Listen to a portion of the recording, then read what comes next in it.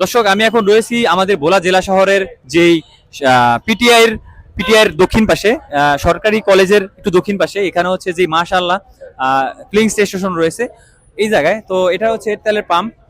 তো আমরা আগেই বলে রাখি, আমরা যারা বাইকার রয়েছি, আমরা যারা মোটরসাইকেল চালক রয়েছি, তারা হচ্ছে খুবই ভোগান্তির ভিতরে আছি। কারণ আমাদের আশেপাশে যে বাজারগুলো রয়েছে, ছোটখাটো যে দোকানগুলো রয়েছে, দোকানে হচ্ছে 1 লিটার তেলের দাম 170 টাকা, 80 টাকা, 90 টাকা, 200 টাকাও রাখে। তো এখানে যে রেট, এই রেট সম্পর্কে হয়তো অনেকে জানে, অনেকে জানে না। এখানে রেটটা হচ্ছে অকটেনের রেট 122 টাকা, আর পেট্রোলের রেটটা হচ্ছে 117 টাকা, তারপর ডিজেলের রেট 101 টাকা। ভাই কোথা থেকে আসছেন? ভাই বাংলাদেশ থেকে আসছি। ওখানে তেল নাই? জি না, বাংলা বাজার নাকি তেল নাই? তো ভাই আপনি কোথা থেকে আসছেন? আমার বাসা চরপাতা। চরপাতা না? ওখানে তেল নাই?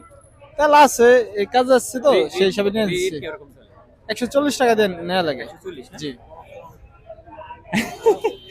ভাই আসসালামু আলাইকুম। ওয়ালাইকুম আসসালাম ভাই। কোথা থেকে আসছেন? আমার বাসা দুনিয়াকোটাও। দুনিয়াকোটেও? হ্যাঁ হ্যাঁ। ওদিকে তেল নাই?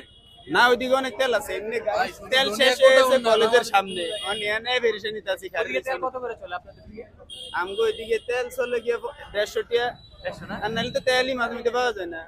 150, তারপরে হচ্ছে 170, এক একজন এক এক রেটটা বিক্রি করে। আর না, আমি আজকে সকালবেলা এক জায়গায় গেছি, কয় 65 টাকা, পরে তেলই লই নেই, পরে গাড়ি বাইর থেকে আয়া পড়ছি।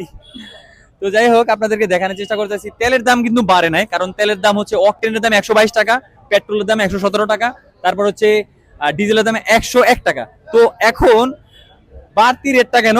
বাড়তি রেটটা হচ্ছে ডিপু, যারা হচ্ছে মেন তেলের ইয়াটা, ওই ডিপো হচ্ছে ওদেরকে তেল দিচ্ছে না, পাম্পকে তেল দিচ্ছে না। কারণ পাম্পকে তেল দিলে হচ্ছে টাকাটা বেশি নিতে পারবে না, তারা তেল বেশি দেয় হচ্ছে দোকানদার দেখে। কারণ দোকানদার একটু বেশি রেট দিয়ে তেল টানায়, তারপরে তারা বেশি দিয়ে বিক্রি করতে পারে। তো সব মিলে হচ্ছে এখানে কিছু গণমাধ্যম কর্মীরা রয়েছে, তারা হচ্ছে এই যে সিরিয়াল দেখে হয়তো কোনো তথ্য পেয়ে আসছে। তো সব মিলেই আপনাদেরকে দেখানোর চেষ্টা করতেছি। আর ভিডিওকে কোথা থেকে দেখতেছেন অবশ্যই আমাকে জানাবেন। সবাইকে আমার পক্ষ থেকে শুভেচ্ছা। আর আপনাদেরকে দেখানোর চেষ্টা, এই সে তেলের সামনের চিত্র, কিছুক্ষণ পর পর খালি জাম পড়ে, ঠিক আছে? আপনাদেরকে দেখানোর চেষ্টা করতেছি।